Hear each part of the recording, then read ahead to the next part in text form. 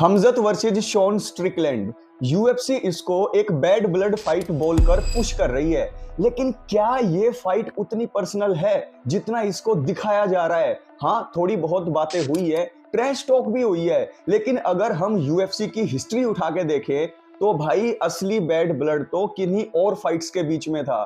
यहाँ जो है वो बस हाइप है, वहां जो था वो नफरत थी।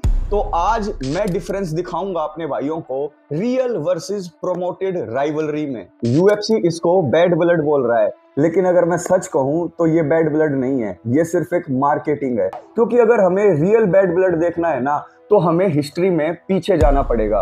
तो चलते हैं हिस्ट्री में पीछे।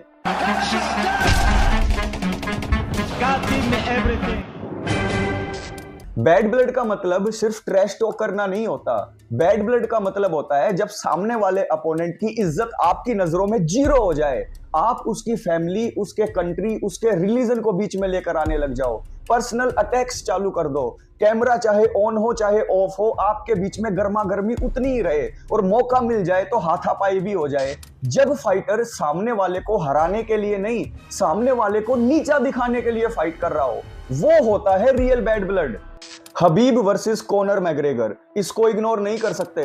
ये यूएफसी की हिस्ट्री का सबसे बड़ा बैड ब्लड था। ये फाइट नहीं थी, ये तो एक पूरा का पूरा कांड था। मैग्रेगर ने बस अटैक की, उसके बाद रिलीजन और फैमिली पर बात गई, दोनों साइड के कैंप भी आपस में इन्वॉल्व हो गए, और फाइट के बाद हबीब ने केज के ऊपर से जंप लगा दिया और मैग्रेगर के कोच तक को पीट दिया। ये फाइट नहीं थी, ये था real bad blood. John Jones versus Daniel Cormier, यहां पर रिस्पेक्ट बिल्कुल जीरो थी। लाइव इंटरव्यू में ही इन दोनों की आपस में फाइट स्टार्ट हो जाती थी। डीसी जेन्युइनली जॉन जोन्स को नापसंद करता था, नफरत करता था लिटरली। नशेड़ी हो, चीटर हो, ये तो नॉर्मल वर्ड थे जो यूज होते थे। प्री फाइट प्रेस कॉन्फ्रेंस के अंदर भी इनके लात घुसे आपस में चल चुके थे। कैमरा ऑफ होने के बाद भी ये दुश्मनी उनकी चलती थी, और आज भी ये हिसाब किताब दोनों के बीच में कायम है। टीजे डिलशाह वर्सेस कोडी गारब्रेंट, ये और भी ज्यादा पर्सनल था। दो दोस्त जो दुश्मन बन गए थे, same gym, team alpha male, betrayal का इशू, ट्रेनिंग सीक्रेट एक दूसरे के ये लीक करने लग गए थे। गद्दार है साला, एक दूसरे को ये बोलने लग गए थे, ऐसे ऐसे नैरेटिव चल रहे थे। ये राइवलरी नहीं थी, ये घर के अंदर की लड़ाई थी।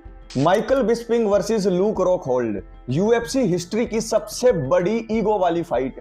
दोनों फाइटर एक दूसरे के खून के प्यासे थे। माइकल बिस्पिंग और लूक रॉकहोल्ड प्रेस कॉन्फ्रेंसेस में एक दूसरे की बेइज्जती करते थे, ट्रैश टॉक करते थे, और मीडिया में इंसल्ट करने का मौका तो चूकते ही नहीं थे। दोनों उस फाइट के अंदर एक दूसरे को हराना नहीं चाहते थे, एक दूसरे को नीचा दिखाना चाहते थे। ये होती है रियल बैड ब्लड वाली फाइट। अब आते हैं असली बात पर, हमजत वर्सेस शॉन स्ट्रिकलैंड।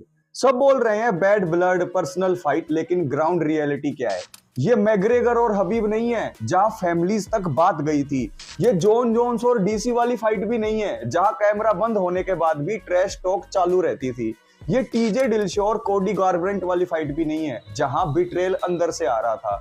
यहाँ ना कोई पर्सनल हिस्ट्री है, ना कोई रियल नफरत है। हाँ, थोड़ी बहुत ट्रैश टॉक हुई है, स्ट्रिकलैंड अपनी यूजुअल बकचोदी करता रहता है, हमजत अपना स्मैश मोड हमेशा ऑन रखता है, लेकिन ये सब मार्केटिंग है, असली दुश्मनी नहीं है।